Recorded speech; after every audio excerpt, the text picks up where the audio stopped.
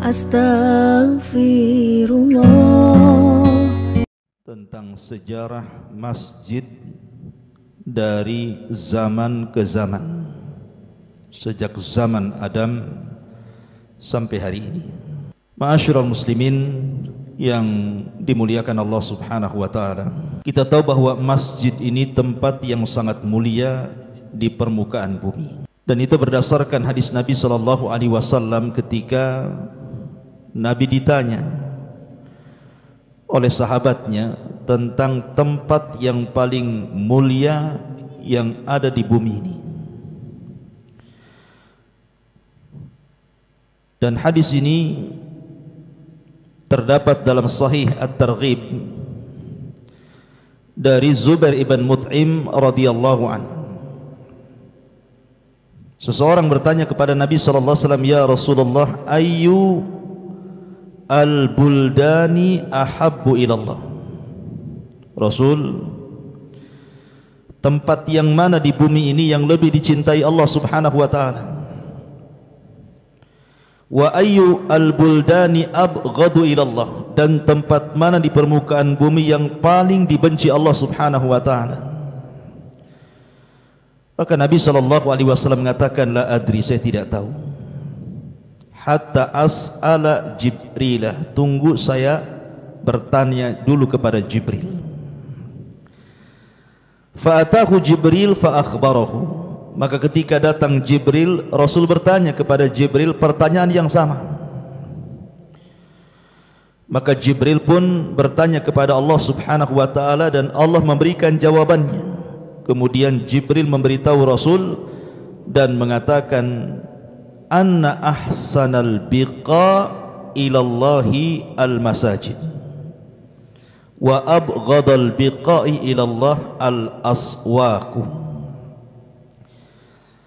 Sesungguhnya sebaik-baik tempat di permukaan bumi ini adalah masjid-masjidnya, dan sesungguhnya seburuk-buruk tempat di permukaan bumi ini adalah pasar-pasarnya. Kalau kita menerapkan hadis ini dalam keseharian kita, maka justru kita melihat bahwa kondisi pasar itu ternyata jauh lebih baik dibandingkan masjid. Karena sekarang pasar itu sudah disulap menjadi mall. Bahkan satu mall dengan mall yang lainnya itu saling bersaing. Dan kalau kita melihat banyak orang yang datang ke masjid dengan ke mall, masih lebih banyak ke mall dibandingkan ke masjid. Padahal Rasulullah SAW mengatakan seburuk-buruk tempat adalah pasar dan sebaik-baik tempat adalah masjid. Karena aneh gitu ya, kalau masjid dikosongkan malah mall kemudian diramaikan. Terkadang ada orang datang ke mall itu bukan mau belanja, mau ngadem saja karena nggak ada AC di rumah, supaya merasakan AC datang ke mall, atau hanya untuk jalan-jalan saja, atau numpang kencing atau yang lainnya itu ya. Intinya bahwa itulah persepsi manusia ketika mereka jauh daripada hidayah Nabi sallallahu alaihi wasallam. Bukan berarti orang masuk pasar tak boleh, tidak. Boleh saja. Kalau tidak boleh masuk pasar, macam mana mau belanja? Dan macam mana pula dia mau jualan pakaian atau yang lainnya? Akan tetapi Nabi SAW ingin menjelaskan bahwa tempat yang paling baik itu masjid, dan tempat yang paling buruk itu pasar, karena memang pasar itu tempat maksiat, di mana tidak ada satupun maksiat di luar pasar ada di pasar itu. Sebutkan maksiat apa? Orang datang ke dukun ada di pasar, orang tempel jimat ada di pasar, orang yang menampakkan aurat ada di pasar, orang yang sumpah-sumpah palsu ada di pasar, orang yang bertengkar, berdusta, menggibah, semua di pasar. Makanya kenapa kemudian mulai dari dosa syirik sampai dosa yang paling rendah lengkap di pasar. Itu yang menjadikan kemudian pasar itu seburuk-buruk tempat. Sementara masjid itu sebaik-baik tempat. Dan ingat, masjid itu adalah rumah sakit. Kalau rumah sakit yang ma'ruf kita kenal hari ini itu hanya bisa mengobati penyakit badan saja, tetapi tidak ada satupun rumah sakit ataupun dokter di dunia ini yang bisa mengobati penyakit hati. Tidak ada ceritanya dokter mengobati penyakit hati. Bagaimana caranya? Tidak bisa. Hati itu tidak bisa dioperasi. Kalau hati dioperasi bisa mati orang. Sehingga yang bisa mengobati penyakit hati itu hanyalah masjid. Masjid inilah tempat mustashfa limaradil qulub, tempat rumah sakit bagi anda yang terserang penyakit-penyakit hati. Kalau ingin sembuh datang ke masjid, karena masjid ini nur, cahaya. Ingat, masjid ini cahaya, tempat orang salat. Bukankah Rasul yang mengatakan as-salatu nur, salat itu cahaya, dan tempat salat itu di masjid. Dan ketenangan itu ada di masjid.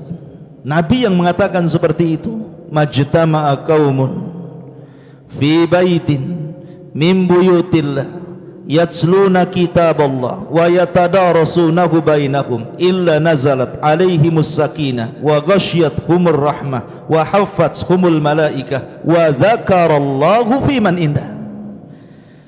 Tidaklah berkumpul sebuah kaum di salah satu masjid daripada masjid-masjid Allah, dibacakan Al-Quran di situ, dipelajari hadis Nabi sallallahu alaihi wasallam di situ, kemudian kita duduk di situ mendengarkannya, maka akan disebar ketenangan. Ala bi dzikrillah tatmainnul qulub. Dengan zikir kepada Allah, mengingat Allah, itu tenang hati kita. Disebar padanya rahmat. Bahkan para malaikat akan datang menaungi kita, mengepakkan sayapnya, memintakan ampun akan dosa-dosa kita. Kumu maghfuran lakum qad buddilat sayyi'atukumul hasanat. Bahkan kita akan disebut-sebut namanya, dipuji oleh Allah Azza wa Jalla di depan para malaikatnya di atas langit sana. Jadi masjid ini salah satu fungsinya adalah untuk mengobati penyakit hati. Kalau anda mencari penyakit, mencari pengobatan, mencari tempat untuk mengobati penyakit hati anda, datang ke masjid. Hanya itu caranya.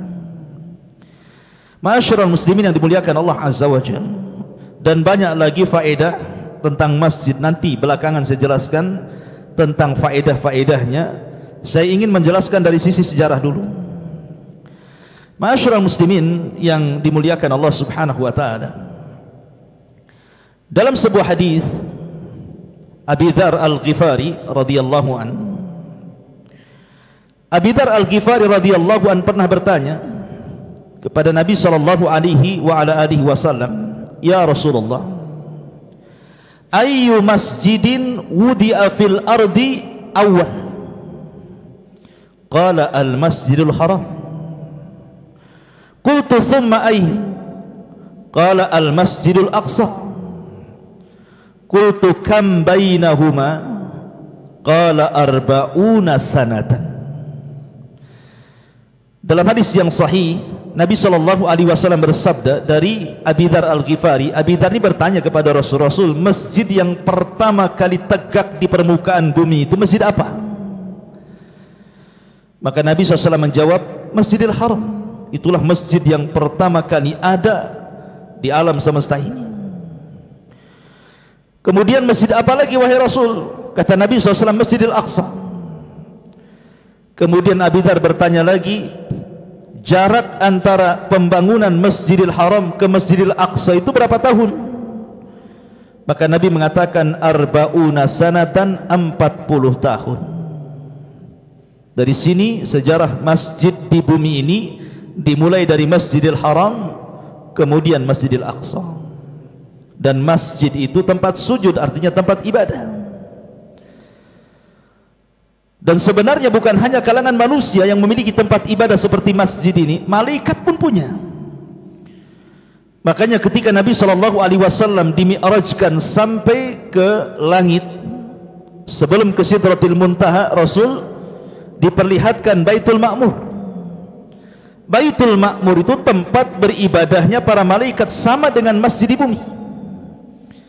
Kata Nabi SAW, aku melihat di Baitul Ma'mur itu 70.000 malaikat setiap hari masuk, kemudian tawaf, kemudian beribadah kepada Allah, kemudian pergi entah berantah kemana, apakah diwafatkan ataukah mereka memiliki tugas sendiri. Yang jelas yang 70.000 itu hanya beribadah dalam satu hari di Baitul Ma'mur, kemudian keluar, dan besoknya datang malaikat dengan jumlah yang sama, kemudian keluar dan tidak pernah kembali. Besoknya lagi datang malaikat dengan jumlah yang sama, dan begitulah seterusnya.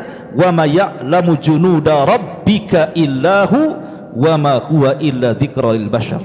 Tidak ada yang tahu jumlah tentara Allah kecuali Allah sendiri.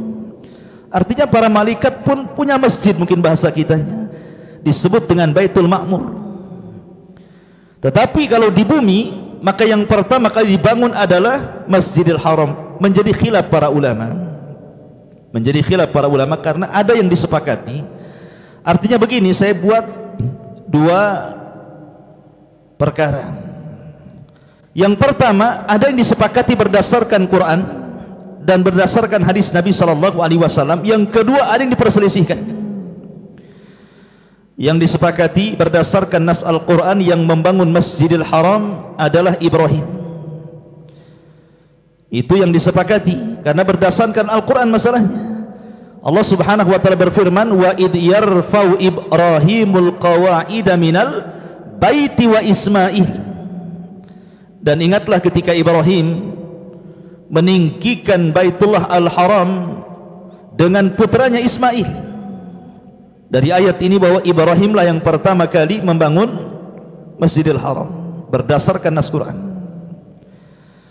Adapun tentang Masjidil Aqsa, diisyaratkan kepada hadis Nabi SAW tentang Nabi Allah Sulaiman alaihi salatu wassalam, di mana ketika Nabi Sulaiman alaihi salatu wassalam membangun Masjidil Aqsa, Nabi Sulaiman meminta kepada Allah 3 perkara. Dan itu berdasarkan riwayat An-Nasai, Ibnu Majah dari Abdullah ibn Amr ibn As dari Nabi SAW. Lamma faragha Sulaiman ibn Dawud min bina'i Baitil Maqdis sa'alallaha thalathan. Ketika Sulaiman alaihi salatu wassalam selesai membangun Masjidil Aqsa, maka dia pun meminta kepada Allah 3 perkara. Pertama, hukman yusadifu hukmahu, wa mulkan la yanbaghi li ahadin min ba'di, wa alla ya'ti hadzal masjid ahadun la yuridu illa salata fihi illa kharaja min dhunubihi kayaumin waladathu ummuhu.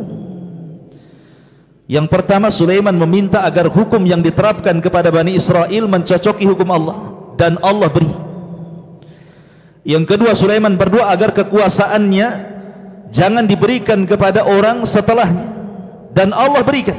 Makanya ketika Rasul mencekik jin sampai keluar air liurnya dan terasa dingin, kata Rasul, kalau bukan aku mengingat doa Sulaiman, tentu sudah ku gantung jin ini di tiang Masjid Nabawi dan akan menjadi permainan anak-anak. Tapi oleh Rasul dilepas karena teringat doanya Sulaiman ini. Kemudian yang ketiga, seseorang yang datang ke Masjidil Aqsa tidak berniat kecuali salat, kecuali akan diampuni dosanya seperti bayi yang baru dilahirkan. Kata Nabi SAW, yang 2 Allah sudah berikan, dan yang nomor 3 aku hanya berharap semoga Allah pun mengabulkannya. Lah dari sini memang Sulaiman yang pertama kali membangun Masjidil Aqsa, artinya secara nas jelas, hadisnya sahih. Ya.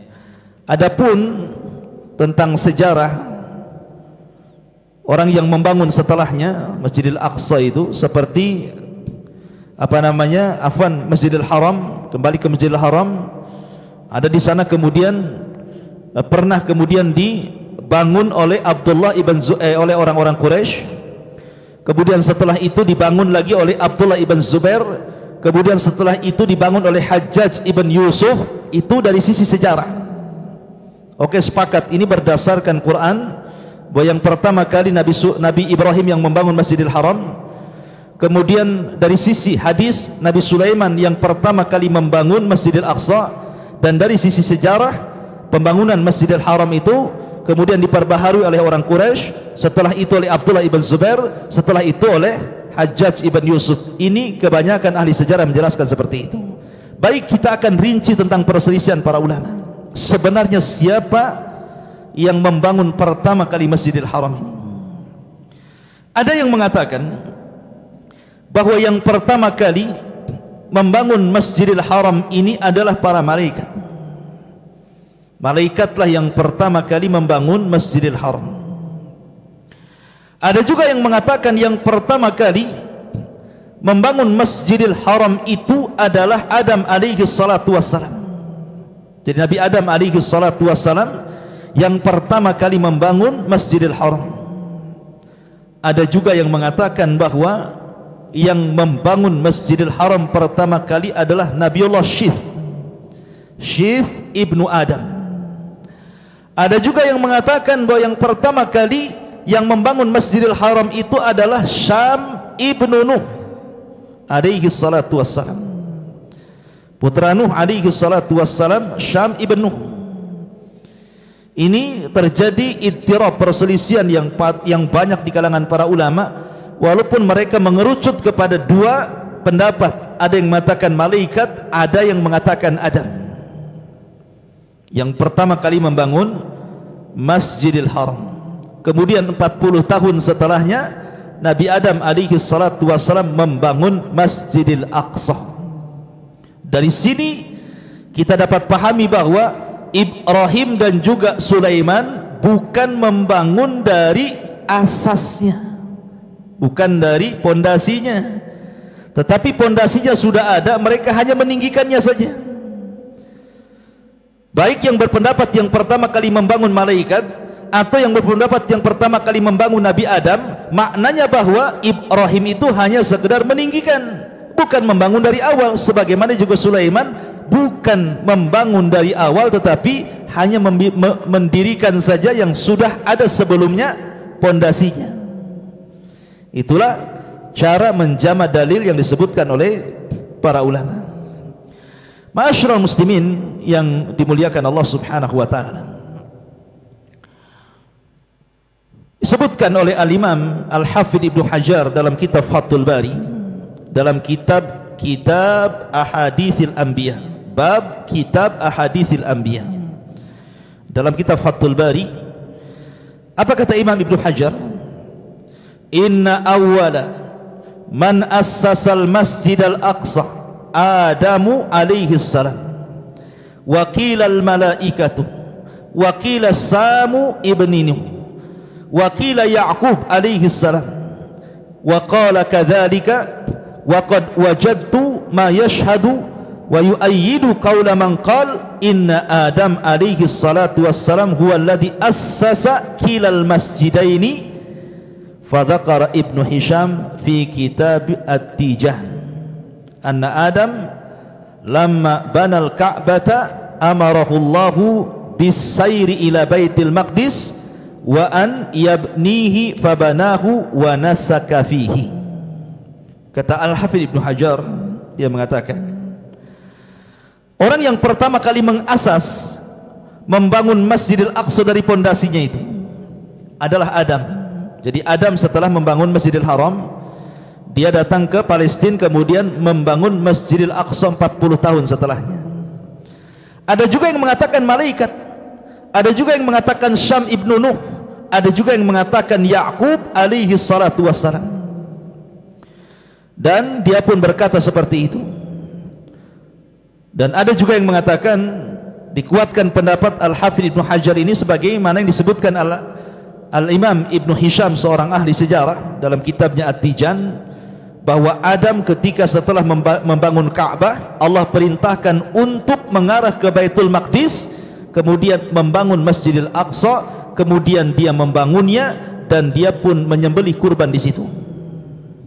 Maka dari sini ikhwatu fiddin muliakan Allah Azza wa Jalla, jelas terjadi khilaf para ulama. Kemudian perkataan yang lain, Al-Imam As-Suyuti dalam syarahnya kepada Sunan An-Nasa'i mengatakan, anna Adam nafsuhu atau anna Adama nafsahu huwa alladhi wada'al Masjidal Aqsa wa anna bina'a Ibrahim wa Sulaiman tajdidun lima kana assasahu ghairuhuma wa bada'ahu.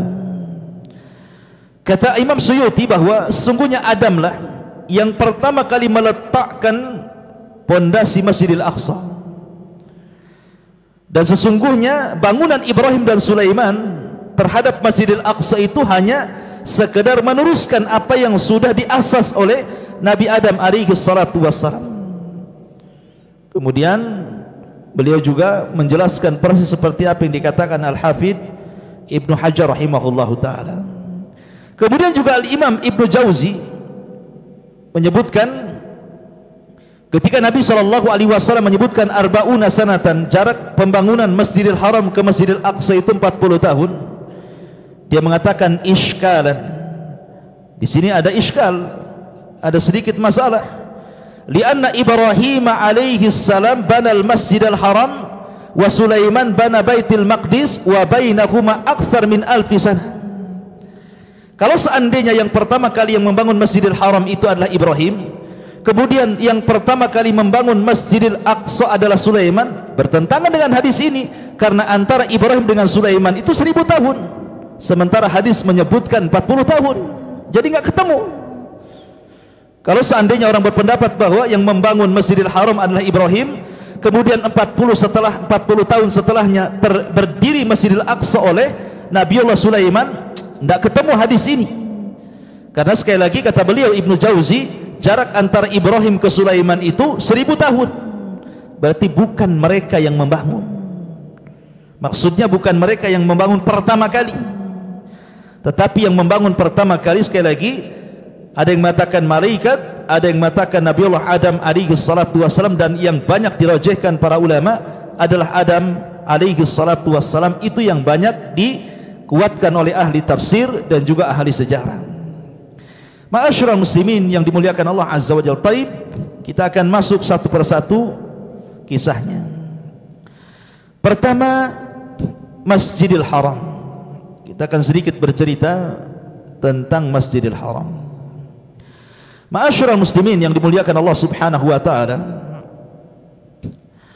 Masjidil Haram ini adalah masjid yang tertua di dunia. Karena sekali lagi, sebelum ada masjid di bumi ini, yang pertama dibangun adalah Masjidil Haram, dan Nabi Adam alaihi salatu wassalam yang membangunnya. Ada yang mengatakan malaikat. Kemudian masjid ini hancur dan hilang bangunannya, hanya tersisa pondasinya. Lah karena tersisa pondasinya inilah, akhirnya kemudian di zaman Nabi Ibrahim alaihi salatu wassalam, kemudian Ibrahim membangunnya kembali berdasarkan nas Al-Quran, berdasarkan nas Al-Quran. Tapi kemudian setelah dibangun oleh Ibrahim alaihi salatu wassalam dan berlalunya zaman, maka masjid itu pun kemudian roboh dan hilang bangunannya, sehingga hanya sisa pondasinya saja. Lah di zaman Quraisy, saya hanya singkat saja karena kita tahu bahwa banyak sejarah sebelumnya, tapi ini yang banyak ditulis oleh ahli sejarah, bahwa setelah robohnya Ka'bah karena Ibrahim sudah meninggal dunia, kemudian juga diperluas oleh Ismail, dan Ismail pun sudah meninggal dunia, akhirnya kemudian Ka'bah itu hilang, roboh, kemudian mulailah dibangun dari zaman ke zaman sebelum Quraisy. Lah ada yang mengatakan seperti itu, tetapi ada juga yang mengatakan bahwa dari zaman Ibrahim Ka'bah tidak hancur, atau Masjidil Haram masih tetap berdiri. Hancurnya itu justru ketika datang orang-orang Quraisy. Ada dua sebab kenapa kemudian Ka'bah sampai hancur. Pertama, karena ada seorang wanita membakar gaharu. Ma'ruf gaharu, orang Arab suka membakar gaharu, sehingga diambil asapnya, kemudian diambil wangian. Tapi Allah takdirkan apinya itu kemudian menyala besar, kemudian merembet, akhirnya membakar sebagian Ka'bah. Itu satu sebab. Sebab yang kedua, setelah terjadi kebakaran Ka'bah itu datang banjir. Akhirnya banjir inilah yang merobohkan sebagian Ka'bah. Maka Quraisy pun kemudian hendak membangunnya kembali setelah 30 tahun pasca penyerangan Abraha untuk menghancurkan Ka'bah. Ketika itu orang-orang Quraisy tidak mau, nggak berani. Akhirnya kemudian pembesar mereka Al-Walid ibn Mughirah memberanikan diri untuk menghancurkan Ka'bah sekeping demi sekeping dan mengatakan, kalau yang aku lakukan ini salah, tentu aku yang akan diazab Allah dan kalian tidak mungkin tertimpa azabnya. Tapi kalau yang aku lakukan benar, saya yakin tidak akan ada azab bagiku. Mulailah Al-Walid ibn Mughirah menghancurkan Ka'bah. Kemudian setelah tidak terjadi apapun seperti yang terjadi kepada Abraha, maka beranilah orang-orang Quraisy akhirnya merobohkan Ka'bah dan membangun ulang, tetapi tidak seperti bangunan Ibrahim. Tidak seperti bangunan Ibrahim. Kenapa? Karena Ibrahim memasukkan Hijar Ismail ke dalam Ka'bah, tetapi orang Quraisy mengeluarkan Hijar Ismail dari Ka'bah karena kurang dananya. Karena disyaratkan dana untuk membangun Ka'bah itu dari dana yang halal. Lah kemudian setelah itu, di saat kekuasaan Madinah jatuh kepada tangan Abdullah ibn Zubair menjadi khalifah Madinah setelah Yazid bin Muawiyah. Yazid bin Muawiyah ini punya anak namanya Muawiyah juga. Muawiyah ibn Yazid ibn Muawiyah namanya. Lah karena lemahnya kekuasaan Muawiyah ibn Yazid setelah Yazid itu, akhirnya kemudian banyak kaum muslimin yang melepas baiatnya. Lah ketika banyak kaum muslimin dari berbagai macam negeri melepas baiat kepada Muawiyah ibn Yazid ibn Muawiyah ini, maka dari arah Madinah Abdullah ibn Zubair memproklamirkan diri sebagai khalifah. Subhanallah, sambutan luar biasa. Banyak orang-orang yang datang ke Madinah berbaiat kepada Abdullah ibn Zubair dan dia sah menjadi khalifah. Lah di zaman Abdullah ibn Zubair inilah akhirnya Ka'bah yang pernah dibangun orang Quraisy dirobohkan, kemudian dibangun kembali persis seperti bangunan Ibrahim. Hijar Ismail masuk.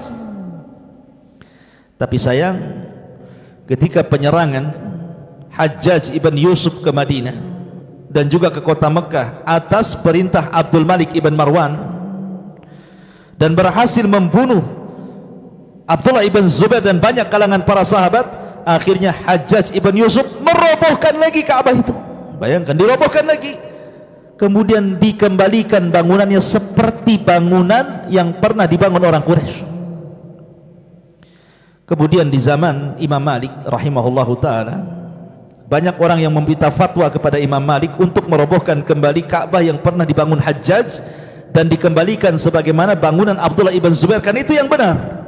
Tapi Imam Malik menolaknya, alasannya dia tidak mau Ka'bah itu akan menjadi permainan para khalifah, asik dibangun dirobohkan, dibangun dirobohkan, dan begitu seterusnya.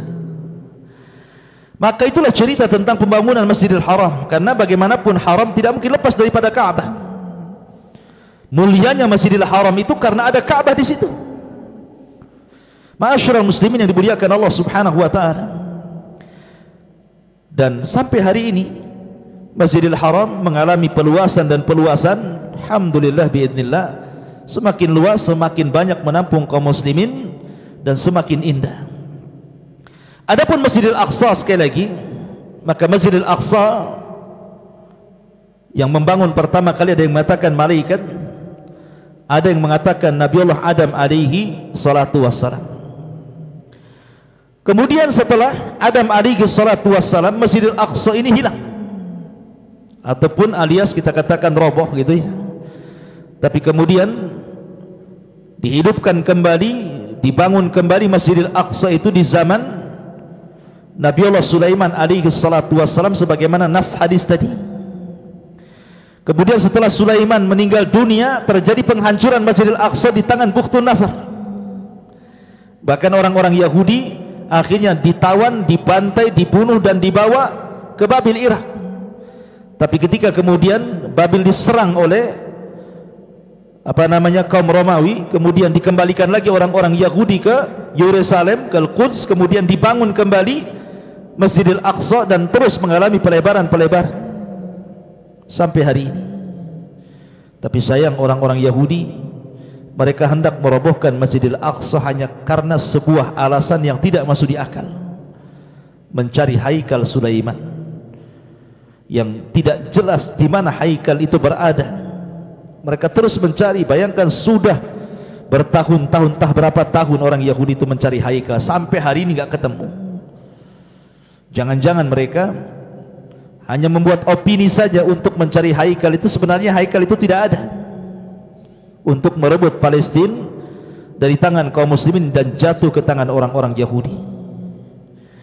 Baru setelah Nabi SAW, ini Masjidil Haram dan Masjidil Aqsa, baru setelah di zaman Nabi SAW, Rasul hijrah dari Mekah ke Madinah, maka Nabi SAW pertama kali membangun masjid adalah Masjid Quba. Kemudian 3 hari di Quba, Rasul SAW berangkat ke kota Madinah, maka Rasul pun membangun masjidnya sendiri yang disebut dengan Masjid Nabawi. Kemudian setelah itu ada masjid yang dibangun orang-orang munafik kala itu, namanya Masjid Dirar, akan tapi Rasul SAW menyuruh untuk menghancurkannya, karena itu masjidnya orang-orang munafik. Lah sejak saat itu maka berkembanglah masjid. Dari kalangan Khulafaur Rasyidin banyak yang membuat masjid di daerah-daerah pembukaan Islam di negeri-negeri. Akhirnya berkembanglah negeri Islam sampai ke seantero dunia, banyak tegak masjid di mana-mana. Sampai hari ini setiap hari ada orang yang membangun masjid. Alhamdulillah, dengan izin Allah Subhanahu wa taala banyak masjid di mana-mana. Bahkan orang sholat cari masjid tidak sulit, tidak seperti zaman dulu. Kalau zaman dulu itu kadang-kadang suara azan pun tidak terdengar, kadang jarak masjid ke masjid yang lainnya jauh. Tapi hari ini subhanallah, suara muazzin itu lantang dari musola, disaut dari masjid, dari satu masjid ke masjid berikutnya. Menara ditinggi-tinggikan menunjukkan dari kejauhan sudah tahu, oh itu masjid, kada ada menaranya. Maka Allah mudahkan semuanya. Akan tetapi ma'asyiral muslimin, yang ingin saya jelaskan untuk menutupi kajian ini, bahwa di antara tanda-tanda kiamat, kata Rasul, adalah ketika manusia mulai memperindah masjid tetapi tidak ada penghuninya. Kata Rasul, ma umirtu bitasyidil masajid, aku tadi diperintah untuk memperindah masjid. Karena inti masjid itu bukan dibangun, diperindah, tetapi dimakmurkan. Inti masjid itu. Makanya para ulama mengatakan, bagi sebuah tempat, mungkin bahasa kita ada perumahan yang di situ ada masjid, berbahagialah Anda. Berbahagialah sebuah tempat yang di situ dibangun masjid. Kenapa? Pertama, berarti daerah di situ penuh dengan cahaya iman dan hidayah. Tapi satu daerah kalau sudah tidak ada masjidnya akan mengalami kegelapan, karena tidak ada tempat untuk mengadu. Tapi kalau sudah ada masjid, ada tempat untuk mengadu, ada tempat untuk sholat, ada tempat untuk zikir. Kan di zaman Nabi SAW masjid itu pertama makanu zikri, tempat orang berzikir dan mentarbiyah para sahabatnya. Dari masjid keluar para mujahidin, dari masjid keluar para fuqaha, dari masjid keluar para muhaddithun, dari masjid keluar para dokter, orang-orang cerdas, para pakar. Di zaman Rasulullah SAW semua di masjid. Lihat Ashabus Suffah di Masjid Nabawi, keluarlah Abu Hurairah. Ma'asyiral muslimin yang dimuliakan Allah Subhanahu wa taala, bahkan masjid itu dijadikan tempat menampung orang-orang susah. Jadi kalau Nabi SAW hendak membantu orang-orang susah, maka Rasul akan membagi-bagikan infak dan sedekah itu dari masjid. Bahkan datang dari mana-mana fuqara wal masakin, kemudian dari masjidlah Nabi SAW menyebarkan infak dan sedekah. Bahkan di zaman Nabi SAW masjid itu dijadikan tempat ukhuwah, tempat merapatkan hati supaya hati satu mukmin dengan mukmin yang lainnya itu saling bersaudara. Makanya ketika Nabi SAW datang ke kota Madinah kemudian mempersaudarakan Muhajirin dan Ansar, tempatnya di masjid. Rasul mempersaudarakan kemudian orang-orang Muhajirin, salah satunya Abdurrahman bin Auf dengan Sa'd bin Rabi umpamanya, itu di masjid, tempat mengokohkan ukhuwah Islamiyah. Dan lebih daripada itu, kekuatan kaum muslimin itu ada di masjid. Terkadang Rasul mengajarkan peperangan itu di masjid, strategis perang itu di masjid. Jadi masjid ini sumber kekuatan bagi kaum muslimin sebenarnya, sehingga ketika masjid itu penuh maka akan gentar hati orang-orang kafir. Tapi kalau masjid kosong, maka akan ciut hati kita kaum muslimin dan akan kuat hati orang-orang kafir. Oleh karena itulah maka jadikan masjid tempat kekuatan untuk menata kekuatan melawan orang-orang yang mereka memusuhi Allah dan Rasulnya. Ma'asyiral muslimin yang dimuliakan Allah subhanahu wa ta'ala, itulah diantara sekilas tentang sejarah masjid dan sedikit faedah kenapa Islam sangat menganjurkan untuk membangun masjid. Karena saking mulianya masjid, sampai-sampai Rasul mengatakan barang siapa yang membangun masjid di bumi, Allah bangunkan satu istana di surga. Saking mulianya masjid, sampai-sampai Nabi SAW menyuruh masuk masjid saja baca doa, keluar masjid saja ada doanya. Saking mulianya masjid, orang masuk masjid saja dianjurkan untuk sholat 2 rakaat, namanya tahiyatul masjid. Saking mulianya masjid, orang yang berjalan ke masjid saja 1 langkah dihapuskan dosa dan 1 langkah diberikan pahala. Bahkan saking mulianya masjid, Nabi SAW menghabar gembirakan kepada orang-orang yang berjalan di kegelapan di waktu subuh, basyaril masa'ina fi dhalam, beri kabar gembira kepada orang-orang yang berjalan menuju masjid di kegelapan subuh fajar, bagi mereka surga. Subhanallah ya. Jadi saking seperti itulah kemuliaan masjid, sehingga banyak adab dan aturan yang Nabi SAW anjurkan kepada kita. Subhanallah bihamdika asyhadu an la ilaha illa anta astaghfiruka wa atubu ilaik. Allahu ta'ala alam. Assalamualaikum warahmatullahi wabarakatuh.